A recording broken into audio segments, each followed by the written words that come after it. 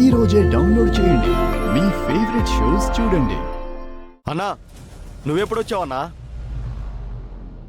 ఊర్లో ఏదో land settlement ఉందని వెళ్ళావు, అప్పుడు అయిపోయిందన్నా?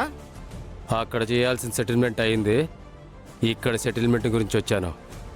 అన్నా ఎన్నాళ్ళయిందన్నా నీతో కలిసి మందేసి ఈరోజు ఫుల్గా తాగి పటాస్ అవుదాం. రేయ్, మందు సంగతి తర్వాత ముందు నా బంగారం సంగతి చెప్పండి. ఏమైనా ఎంక్వైరీ చేశారా? ఏమైనా తెలిసిందా?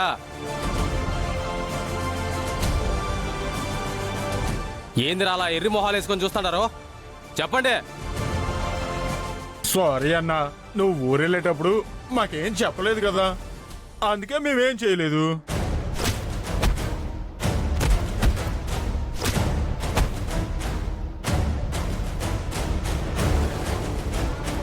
సొచ్చి ఎదవల్లారా, 4 రోజులు నేను ఇక్కడ లేకపోయేసరికి నా ప్రాబ్లమ్స్ అన్ని పక్కన పెట్టి రోజు తిని తాగి తందనాడుతున్నారా?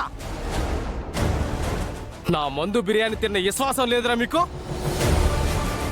నన్ను నా బంగారాన్ని కలపాల్సిన బాధ్యత అస్సలు లేదు మీకు. నువ్వు చెప్పింది చేయడమే కదన్నా మా పని, మాకు వేరే పని ఏం తెలుసు అన్నా. ఇప్పుడు చెప్పు అన్నా, ఏం చేయాలో చెప్పు, అది చేస్తాం. అవునన్నా, ఆ హాల్ నేను ఎత్తుకొచ్చేయమంటావా? దాన్ని ఎత్తుకురావడం ఈజీ అయితే ఎప్పుడో ఎతకచ్చేవాన్నే. ఆ గౌతమ్ గారిని నేసేమంటావా? అది కూడా అంత ఈజీ పని కాదురా. ఇప్పటికే ఓడి చేతుల్లో చాలాసార్లు సావు దెబ్బలు తిన్నాం, కానీ ఓని సంపలేకపోయాం. అయినా ఈసారి ఓని ఫిజికల్గా కాదురా, మెంటల్గా కొట్టాలి. అంటే వాడికి మెంటల్ వచ్చేలాగా కొట్టాలన్నా.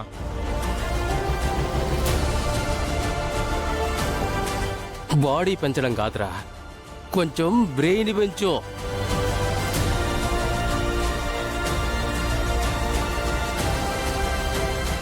ఆ ఇంట్లో ఏదో రహస్యం జరుగుతా ఉందిరా.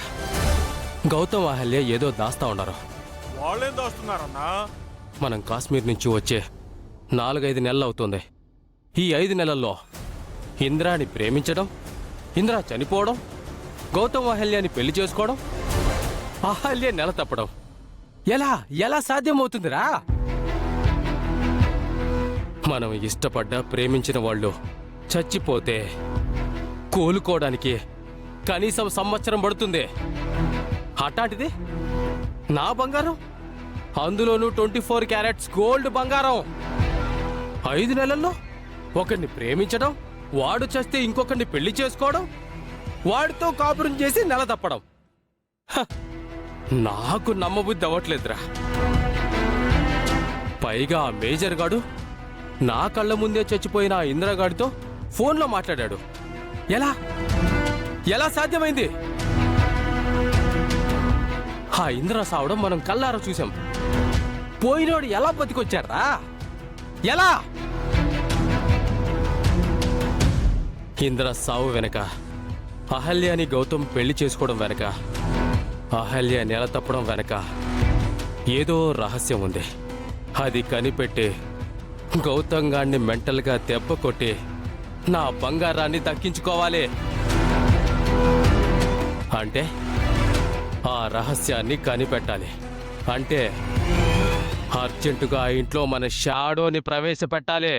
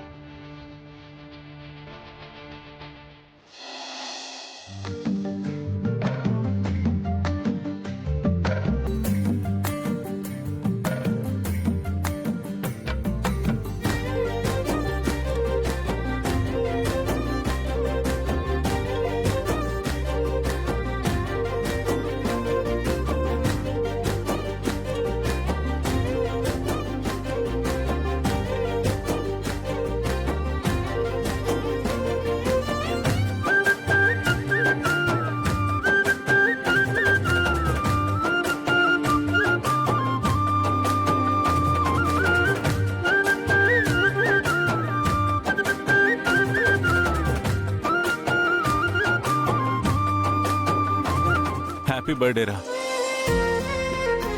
థ్యాంక్స్ నాన్న. పుట్టినరోజు శుభాకాంక్షలు రా మనోడా.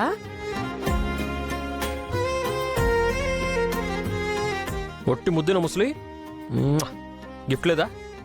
నీ కొడుకుని నా ముని మనవడగా ఈ ఇంటి వారసుడిగా అంగీకరించాను. అదే నీకు పెద్ద బహుమతి. సరే. Happy birthday Gautam. చాలా రోజుల తర్వాత నీ బర్త్డేతో ఈ ఇంట్లో ఒక ఫెస్టివల్ మూడ్ వచ్చింది. 1 వీక్ లో జరిగే ఇంద్రాదిత్యుల పెళ్లితో మన ప్రాబ్లమ్స్ అన్నీ క్లియర్ అవుతాయి.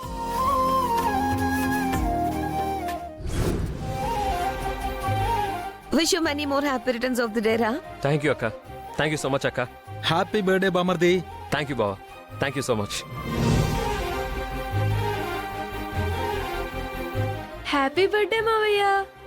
ఇలాంటి పుట్టినరోజులు నీకు మళ్ళీ మళ్ళీ రావాలి. నాకు ఐస్ క్రీమ్స్ చాక్లెట్స్ కొనివ్వాలి. ష్యూర్. థ్యాంక్ యూ రా.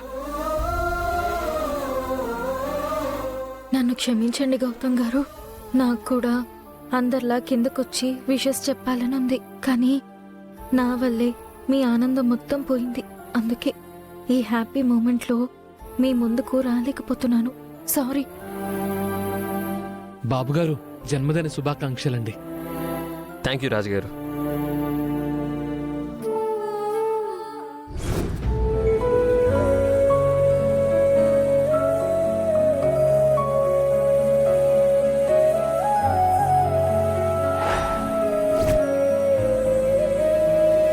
అమ్మా, అందరూ నాకు బర్త్డే విషెస్ చెప్తుంటే నువ్వు మాత్రం కామ్గా ఉన్నావు. ఈరోజు కూడా నాతో మాట్లాడాలనిపించట్లేదా? నాకు విషెస్ చెప్పాలనిపించడం లేదా?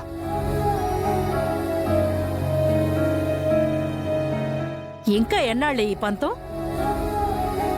నేనే ఒక మెట్టు దిగాను. నీ కొడుకు కోసం ఆ మాత్రం దిగలేవా?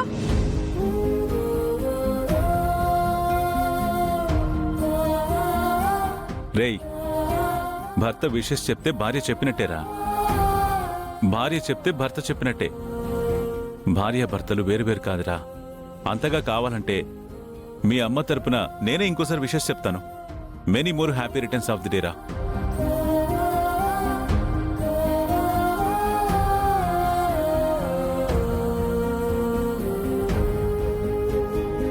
థ్యాంక్ యూ నాన్న.